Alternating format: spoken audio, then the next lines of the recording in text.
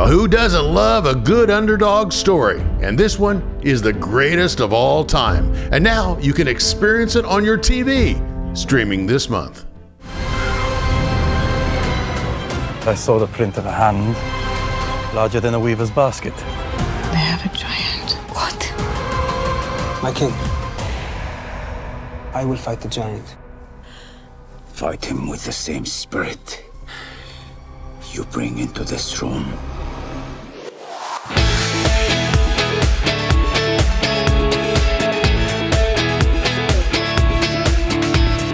And this is CIA, Contagious Influencers of America. I'm David Sams. House of David is an epic series coming to you exclusively on Prime Video on February 27th. It tells the story of the biblical figure David, who becomes the most renowned and celebrated king of Israel. It's a series charting the fall of one leader and the rise of another. And yes, it will depict the mighty battle between David and Goliath.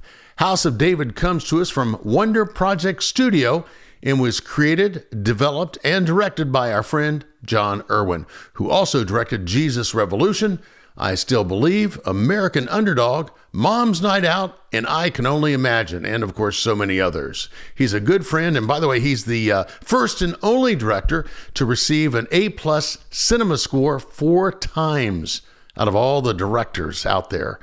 So congratulations, Jon. And by the way, he also co-directed this with a good friend, John Gunn. So I'm going to have him here in just a second and to talk about this Bigger Than Life series. But first, let's take a peek at House of David, coming to Prime Video on February the 27th.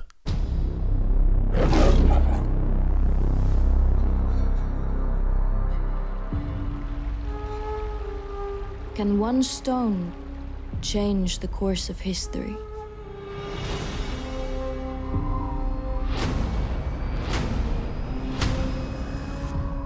Cowards! Send me your champion! Goliath! Can one act of defiance create the legend? I will tell you the story of David, a simple shepherd boy. Why do my brothers get to fight? And I'm stuck here. David, you are not a man of blood. An outcast who became one of the most famous kings who ever lived. God does not see what man sees. He sees into the heart.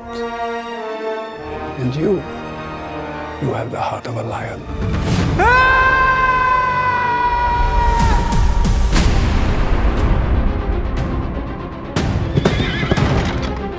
The Philistines have assembled.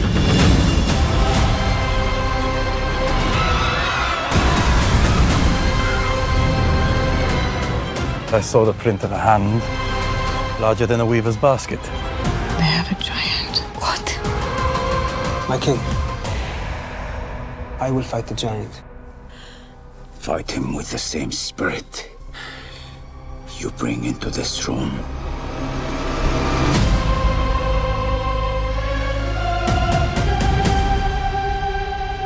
You play music for my father. Now he chooses you as champion. How will you do this? It's not about the greatness of the giant. It is about the greatness of God. Are you afraid? Terrified. I believe in you. So, as the fate of a people hangs in the balance, again I ask this question.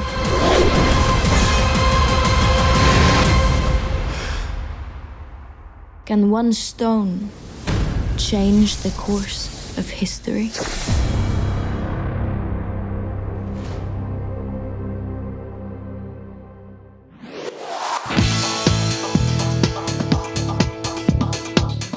Well, I have my friend Jon Erwin with us today. Jon, of course, he's a big-time guy, big-time movie director. Aren't you, Jon? I don't know about that. I'm actually grateful, whenever I think about people going to see the movies, and especially if someone tells a story of how a movie was meaningful to them, or a story changed their life as it did mine, or I think about finally getting to do the Bible, which I've wanted to do since I was a teenager, and it coming out to the world. I really am in utter shock that I get to do this job at all, and I think that that I am living proof that God can use anybody, to accomplish what He wants to in the world. But I love what I do, and I love telling stories. I think we serve the greatest storyteller of all time, and I'm grateful to tell stories that are really meaningful to me, and then hope that they're also meaningful to the people that watch them, and I'm very grateful to the audience for you. Many years we've been on many adventures together. Many adventures, absolutely. Many adventures. And we're going to talk about your new venture and everything you got going, and especially your new project that hits the screens here in just really a few days, a few weeks, and that's House of David, which is coming on Prime Video. And we're really excited about that because this is a whole new game for you, the streaming world. But I just want to tell you how much we appreciate you and everything that you've done to further family entertainment, faith-based entertainment.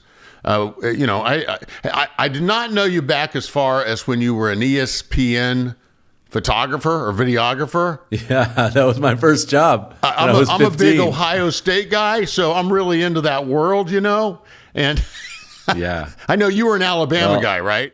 I would say Roll Tide because that's what Alabama started my career. I was a cameraman got sick about 3 hours before the kickoff to a game. I was born and raised in Birmingham, Alabama, and I lived, like 45 minutes from the stadium. And so a cameraman that I was apprenticing for at my church called me and said, hey, would you get over here right now? I told him I knew a guy, and just don't tell them anything. Don't tell them that you've never done this before. And so I went over there. My dad dropped me off like 4 blocks away because I didn't want anyone to know I couldn't drive, and I had the time of my life. I met my vocational passion very early, but I do think the lesson, I think there's a Teddy Roosevelt quote that says, if someone asks if you can do something, just say yes and quickly go learn how to do it. And that's kind of what happened. And I fell in love with the entertainment business just as a teenager then. And the next year, actually when I was 16, I went, my dad bought me a camera with money he did not have. And my first camera, probably the greatest gift of my life. And we went to Israel together for a week. And we did a little documentary called In the Steps of Jesus. And we stayed on a kibbutz on the Sea of Galilee. And we stayed inside the old city of Jerusalem. It's just me and my dad. And I could feel, I really believe in sometimes the magic of a place like Pirates Cove and Jesus Revolution. And that's why we filmed at the real location. But I remember being in the old city of Jerusalem and going to David's tomb. And you think that this 1 square mile city has been so influential for 3,000 years. And this was his city. And, everyone knows David and Goliath. And, they say there's 2 deaths. There's one death when you die, and the second is when the last person speaks your name. And to think that this person's words have been echoing through the centuries to the point where they're still meaningful to us today. And was such a man after God's own heart, despite his mistakes, which were pretty profound. I just remember that spark of curiosity at such a young age. So all the films, the sports movies like Woodlawn or American Underdog, or the music movies, David was a musician, so I can only imagine, I still believe, and Jesus Revolution, and it's been trying to work up the level of skill to be able to tell David's story. So the idea of being able to do it is this epic series with a partner like Prime Video, and it's the first time I've ever been involved in a global release. It's very, very exciting. Yeah, I was saying, we sort of had a similar strategy on how we started our careers, and that is just to fake it till you make it. Right. Sometimes you just got to go for it, and God opens doors, but you have to step through them, and sometimes that's scary. And I think one of the things I love about the story we're telling now is, David had to step on that battlefield, not knowing what would happen, being the only person in Israel that was willing to go out and defy this giant. And we dramatize it in the show, but I can't imagine how scary that first step was. And sometimes the first step is the scariest step and often the most important. And so I think whenever God calls you to something, I think it's going to be far beyond your competence. It's going to be scary, and it's going to require a lot of faith. And so I think I've never regretted just going for it, you know. And sometimes you just got to step into an opportunity and see what happens. And that's certainly what I did when I was 15, and I know you've done the same. And I would encourage the audience that, you know, I think you'll regret more not trying than you will trying and failing, you know. And so go for it, you know. I think is one of the messages of my early career anyway. And I still feel like I'm faking it till I make it. I asked my pastor a couple of years ago, I'm like, do the feelings of profound inadequacy ever go away? And he's like, no, they shouldn't. You know, I just feel it's a privilege to be able to do what we do, and I'm grateful to be able to serve the audience with stories I hope they find meaningful. Yeah, and you bring up your dad. Your dad has certainly, I think, been your biggest cheerleader. I love your dad. Oh, he said, you know, when he bought me that camera, he said, dream bold, dream big, dream the impossible. And I think that we've been trying to do that ever since. And I do think impossible is often where the work begins, you know. And so, but he always has encouraged me to dream, and always been a fan of my dreams. And I think, in essence, you know, life is too short for small ideas, you know. And so that you know, my dad is the ultimate dreamer, and I try to follow in his footsteps in that way. So you started this new entity with your friends there, and for Prime Video, and tell me about that, because you're taking a very unique approach, and are you sort of trying to be the what could I compare it to? It sounds to me like a Wonder Project is a little bit like the old United Artists, you know. Well, look, that's a magnificent thing to be compared to in any capacity. The dream of Wonder is you know, I'm grateful to be you know, founder of a, you know, the production company Kingdom Story Company, and as we were making films as a production company, I remember when we did our deal with Lionsgate, and a real mentor, Michael Burns, the chairman there, and John Feltheimer said, you know, what do you want? And I said, I really want to be seen as an entrepreneur first and a filmmaker second. I would love to know how a studio works. I would love to understand, because oftentimes it's like we're this underserved audience, and we know the audience, but we have to sort of go through studios, and oftentimes it feels like you're building everyone else's home, and a lot of these homes are built on sand, and they mentored me and kind of said yes, and I kind of felt like I was able to study a studio, and the more I studied it, the more I thought, I think we can do this, and you know, I think it's possible. And instead of trying to just make content for other studios, what if we could create one that could endure? And that sometimes God plants an idea in your mind, and it just becomes like a splinter, and you can't get rid of it. And I just felt like that could be probably, if it would work. And yes, the odds are unlikely, and it's very difficult.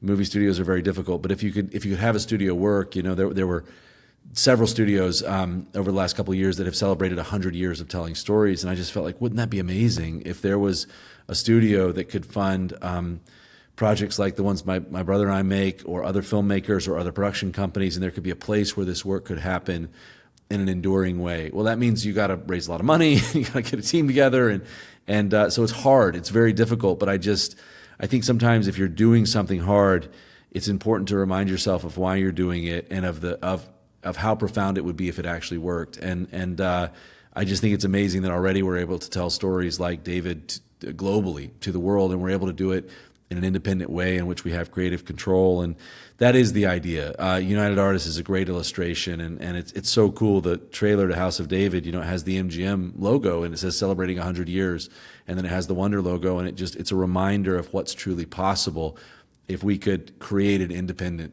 studio that could endure. And so that's that's the dream of Wonder, and I'm very grateful to people that have supported us and of the work that we're able to do. But ultimately, it's just an extension of telling stories in a more and more meaningful way, in a global way, with a level of scale that I wouldn't have been able to dream was possible a decade ago, and then do it with wonderful people, and hopefully over time really begin to empower the great storytellers in our space with freedom and support. And that's the dream and goal. And because I think whether it's myself and my brother or Dallas Jenkins or others, it's very difficult trying to convince studios to serve the Christian audience sometimes. And it's possible because the voice of the audience is so loud, but it is difficult. So I just felt, I feel a great conviction that if there was a place that, that these things could happen over and over again for a very long time, that would be a pretty profound thing. And so that's the idea of an independent studio is the dream that became Wonder. And of course, for those watching, Dallas Jenkins is the creator of The Chosen, the hit series The Chosen, and you've now done a couple of projects with him. First of all, you surround yourself by great people. I know back in the early part of your career, you were sort of, I don't know if mentored's the right word, but we worked a lot with the Kendrick brothers. Oh, I had a huge moment. One of those. There's life is made up in moments. I found out. And one of those moments for me is I was I'd worked for ESPN, and then I was directing a lot of music videos. My brother and I were a lot of Christian music videos, and also commercials. But basically, I had a career. Is a way to think about it. I had a craft. But I did not have a life's calling in my work. I was just making a living, trying to get better at what I did.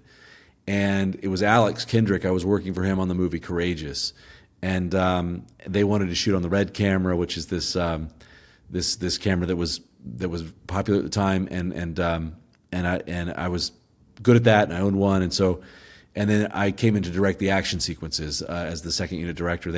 Courageous is a great movie, and it has a lot of car chases, and they make their movies with a lot of church volunteers from Sherwood, which is an amazing place. And you don't want to combine that with car chases. Volunteers can get run over. So it was my job to take professionals and stunt people and do the action scenes to the movie, and had a wonderful time. Beth and I had a wonderful time in Albany, Georgia. And Alex, Southern Baptist as he is, one of the first questions out of his mouth was,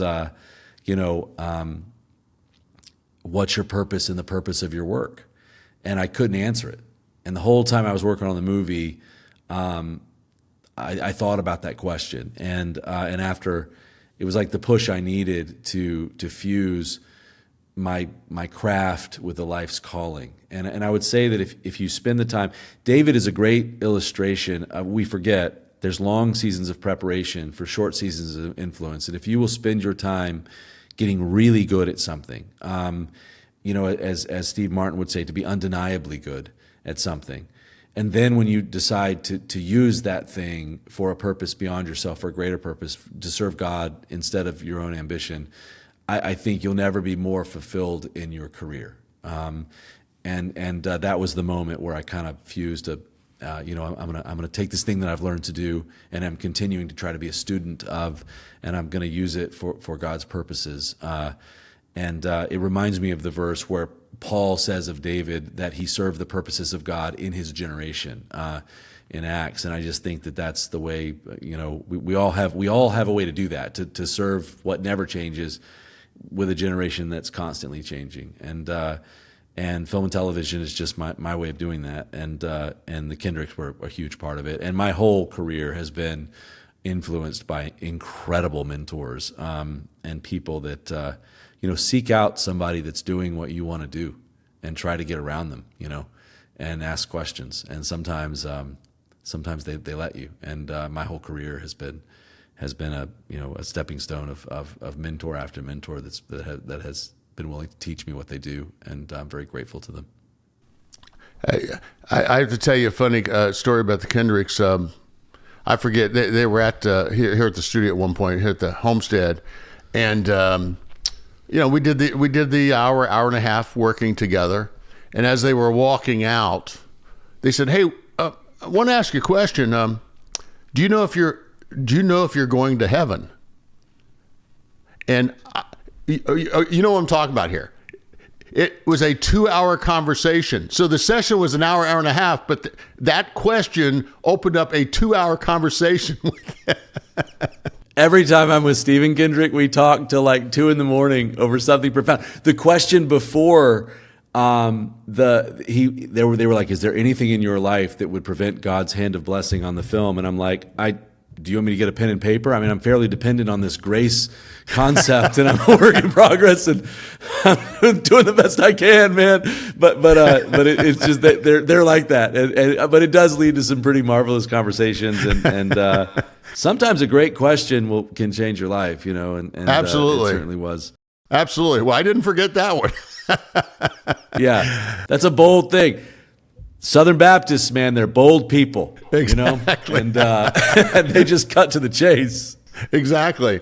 Well, it's great that you're working with Dallas and that he's part of this.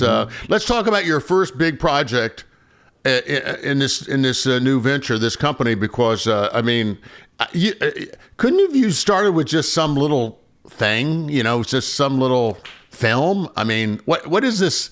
What is this? First of all, you have to take an iconic character, right? And you take this bit. First of all, where did you find Goliath? Let's start with that. I hope you can talk to Martin Ford, man. He's one of the greatest guys I've met, and enormous guy. He's in the Mortal Kombat films. He was in Roland Emmerich's Gladiator show on Peacock, and he's a massive guy, but also just a generous soul and a wonderful guy. Great story of overcoming the odds, and an incredible Goliath. We just have an incredible cast, and a wonderful guy. And it was pretty funny as we're filming, because he was so much fun to work with. I finally said, "Man, Martin, I don't know what to do, because I love working with you, but what we're working on is based off a real bestseller here, and I think we have to follow the plot, so I got to kill you." And he's like, "Well, we could do a prequel. We could do a Goliath prequel, or a Goliath, origin story or something." But he's wonderful, and the cast is wonderful. And I always think, for me, I always want to be making something where I could say, if this for some unforeseen reason is the last project that I ever do, would I be happy with that? And I felt that way about Jesus Revolution. I felt so strongly. And to me, I've really been trying to work towards being able to tell David's story since I was a teenager. And in fact, the first screenplay I ever wrote 15 years ago was on David. I don't know if it was any good, because I was a very young writer, but it was on David as a movie. But I think one of the reasons why there's no real kind of definitive movie on David is his story is just too big. It's a literal odyssey, and it has so many chapters, and he's such a complex character, wonderful character, but he had such incredible honesty, and the Psalms. I think if you haven't really read the Bible ever, of course, starting with the Gospel of John is the place to start. But second to that, I think, is read the Psalms. If you want the most relatable words in the Bible. There's only about 20% of them that are just life is great, God is great, praising God. The rest are like I'm struggling, I'm going through things I don't understand, I'm hurting. God, where are you? I mean, some of the most relatable words you'll ever read, and the fact that a king wrote them and published them to his people in the form of Psalms, and was so candid about his own mistakes is, I think, the reason why they echo into our time. And so I just think it's the ultimate, for a filmmaker, it's the ultimate story. It's David and Goliath. It's the ultimate coming-of-age story. It's the ultimate hero's journey. I think it's, in many ways, the origin of origin stories like Luke Skywalker or Harry Potter, or, this is the first of those in many ways, or one of the first. And so I think if you love those type of stories, you'll instantly relate to and love this story. And yet, my hope is, I've got to be very candid and honest. I struggle as a parent getting my kids to, in this distracted culture we live in, to read the Bible at all or to know anything about it. And And I know that's a struggle other parents feel. And so I feel like if we can translate this material into their language, which is mass entertainment, it'll make them say, wow, I like this story. That's really cool.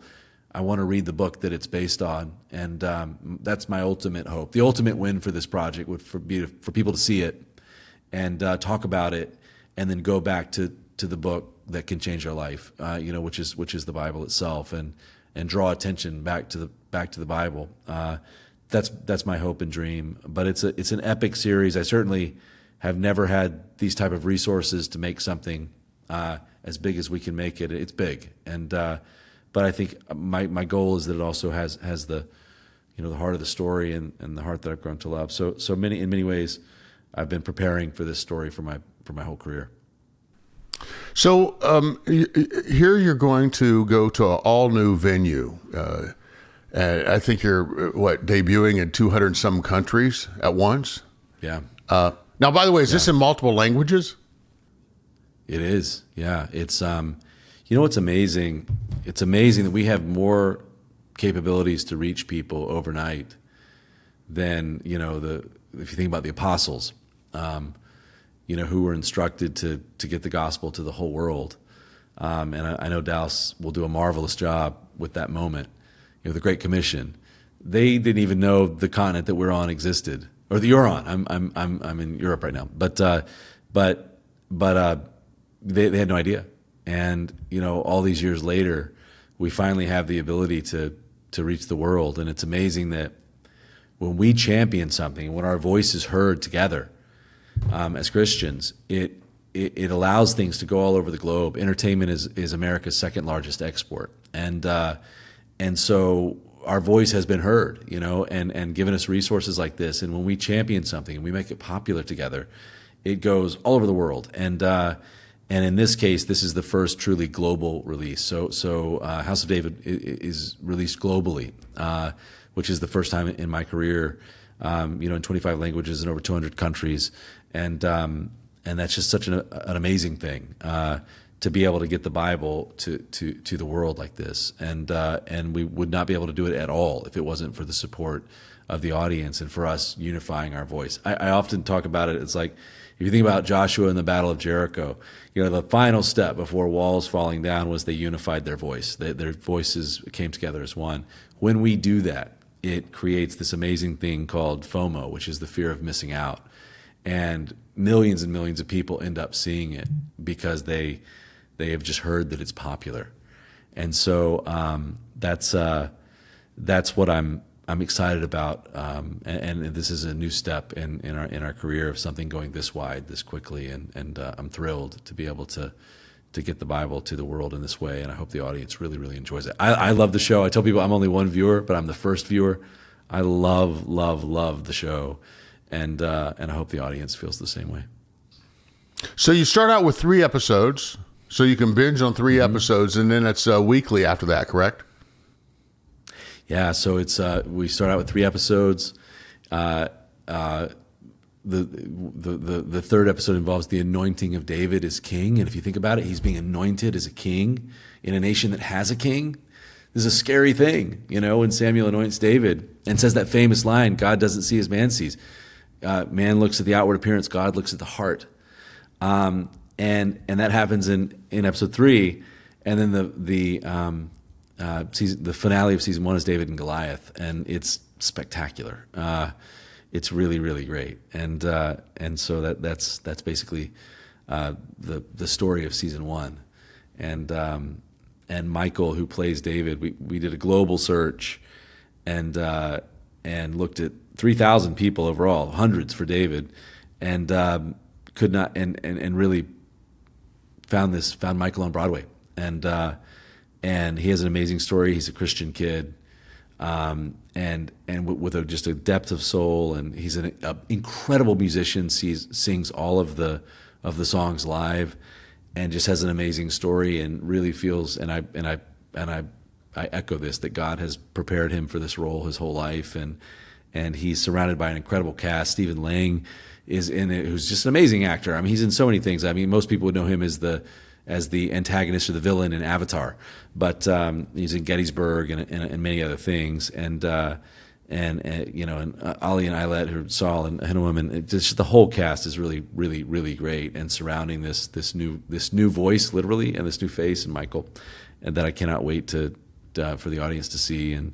And I'm making this movie alongside the series alongside John Gunn, who I've worked with basically for the last 5 years. Everything we've done has involved him in some way, and he's incredible. And his movie Unbreakable Boy is about to come out this year, and his movie Ordinary Angels came out last year that we co-wrote together, and we're making the series together, and so it's just surrounded by an epic team, and filming in Greece, which is just staggering in its beauty and its history, and I can't wait for the audience to just see the country, because it's an amazing place, and kind of the heart of storytelling, if you think about it. If you think about some of the stories here. So it's a wonderful team of people, and it's a wonderful cast, and I'm very, very proud of the show that we've created, and I hope the audience enjoys it. So let's just, as we wrap it up here, let's talk about the future. The way you've set this up, and you want to collaborate with other folks, other storytellers, other filmmakers, what would be your, if you could just do a shout out to these people who you want to attract, and we'll make sure we put your home number on the bottom of the screen during your answer, so that everybody can reach out to you. Sure. Put my email. I have so many unread emails. Anyway, we talked about that earlier offline. You have more than me, but yeah, put it in there. What am I looking for? Yeah, what's the Wonder Project looking for? What as you go forward and you have this mission in mind? Give me some examples of what you're looking for. Well, I think ultimately, I love when David says in the Psalms, come glorify God with me, let's exalt his name together. And that's sort of the idea, is let's collaborate, let's make great things. We see the studio as a values-based studio that just does everything from something like Jesus Revolution. But, I also think a movie like Top Gun Maverick, really what we say is and I had nothing to do with that movie, but obviously, except watching it like 10 times, like we all have. But, we talk about content that restores faith in things worth believing in, even those things that are imperfect. And whether that's Christianity, whether that's America itself. My next movie is on the young life of George Washington, which I've been wanting to do for a long time. Or the family, or the truths that really are the foundational in Christianity. I think the audience wants it all, and so I would say that our mission is to serve and empower, serve the audience, entertain the audience in a meaningful way, and we do that by serving and empowering the storytellers, of which I am one. And I just look forward to a place where the very best are coming together to tell stories that they deeply believe in, that are bringing hope to people and restoring faith in things worth believing in. And I just think that, yes, it's a whole lot easier to criticize than it is to create, and so yes, there's things that are flawed, but they're still worth believing in. And so I would say that, if on the one hand, it's wonderful to see this moment in our industry where A-list talent is saying enough is enough. I have to unify my values to my work. So it's incredible to be able to work with some of the people we're working with. And then there's also, people that are, like I was when I was 15, just dreaming. And I look, what I love most is giving opportunity to someone who is called to do this and hasn't done it yet, like Michael. I love that. And so the dream of Wonder is to empower the best storytellers in our business and emerging voices with resources and freedom to really entertain this audience. And so, yeah, to those listening, we're just getting started, and House of David is the first of many projects, and we want to build something that can endure, I joke around, I'm like, my dream is to create a studio that'll last 100 years, and I want to get it halfway. If Clint Eastwood can do it, I can do it, And so, but the point is we want to make something that can really outlive us and have a profound impact on people's lives. And that's the goal, and that's the dream, and we're working hard every day at making that dream a reality. And we would not be able to do it without the support of you and of your audience and of everyone that has championed the films. I joke around that eventually the Hollywood trades are going to have to stop using words like shocked, like, oh, the faith audience shocks the industry again. I'm like, how many times can the industry be shocked? We're here, we're big, we're underserved. And so it's exciting to be able to get more and more resources for the work. It's really it's amazing to see just the scope and scale at which we're able to tell, for instance, David's story. And then when you think about Dallas Jenkins, who's a special advisor to the Wonder Project, has been part of it from day one. Season 5 of The Chosen comes right out, so it's going to be great. It's going to be like the year of the Bible. It's like once House of David starts airing, just about every week there's going to be this big biblical episode for quite some time, and it's just so cool to see to see that we're finally able to get the Bible to the big screen in a way that's very unique, at least in my lifetime, and we're doing it together, and that's very exciting, and we couldn't do it without the audience. And so I hope you love the show, and I can't wait for people to see it, and especially the David and Goliath confrontation is pretty spectacular and pretty unique. I've not seen anything like it before, and I'm grateful to have been a part of it. Well, my friend, it's I certainly. Then again, I've seen the first 3 episodes, and it's really something. And I would encourage everyone watching and listening to check it out. It comes to Prime Video on February 27th. The series is called House of David, and I just got to tell you, we just so appreciate you. We appreciate everything that you do. You're always just bringing us just wonderful projects, and I just have to tell you that both you, your brother, the whole team at Kingdom Story, and now at the Wonder Project, you guys just got it together. I mean, you've been. I think I forget when we started working together. It's probably been 10 years, but you guys have always been so supportive of us and of Christian radio and all of our friends and our affiliates. And I just want to tell you how much we appreciate you. Well, the feeling is mutual, my friend. We're in this together, and I think we're in a moment in time where we can really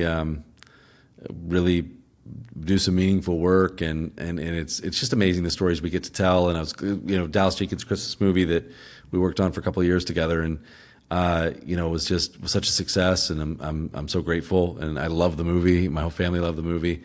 And my brother is about to start directing a movie that we've been talking about for a long time, which is doing a sequel to I Can Only Imagine, and the story's magnificent. And Brent McCorkle, who directed Jesus Revolution with me, is doing it. So just the stories that that are being told are really great, and it's amazing to see this happen. I understand the title of that new film is called I Can Only Reimagine.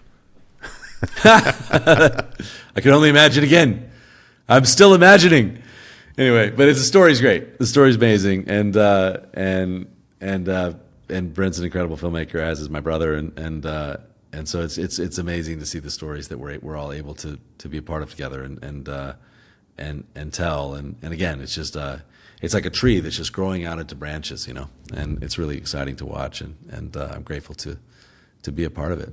I'd rather be a small part of God's big picture, than a big part of something small. So it's exciting. I mean, that was crazy. Did you really expect the best Christmas pageant to do $40 million at the box office?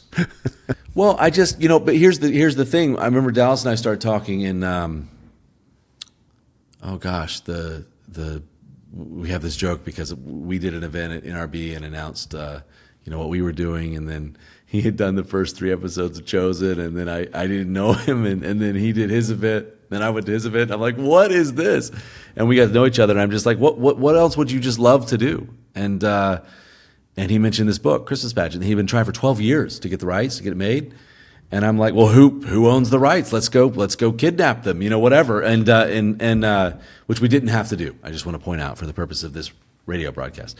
They they partnered willingly. But we set out to get the rights and to make it. And I remember we went to Lionsgate and we decorated the whole bottom level of Lionsgate like a Christmas pageant, and had like this Christmas tree, and they all had ornaments with Dallas kids' names, and the rights holders were there, and we just talked about our enthusiasm. And then we started developing the project, and so these things take a while, and I just think Dallas made a wonderful film. Yeah, sure did. And it was filled with his passion, and so it was great to be able to just help again empower the idea, and then what's great about it is it was one of those films that just, it was the gift that kept giving, and the audience just kept showing up for it, and it was a huge hit, and it's worthy because it's a wonderful experience, and he did a great job.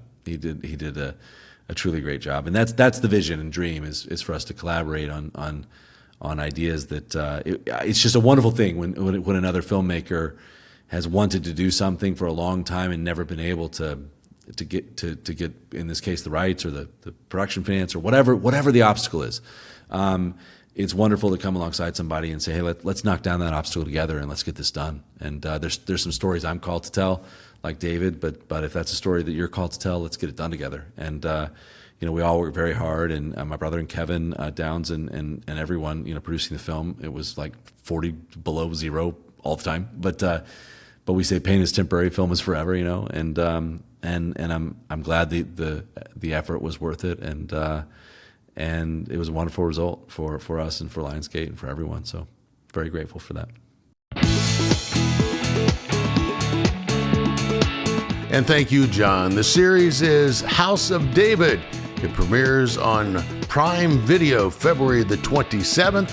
Streams all around the world, so do check it out. House of David on Prime Video February 27th. This has been CIA Contagious Influencers of America, from the producers of the #1 faith-based show in all of America. That's Keep the Faith. And we'd love to have you join us. And by the way, we have live streams now on Keep the Faith. Just go to KeepTheFaith.com and you can listen to our show 24/7.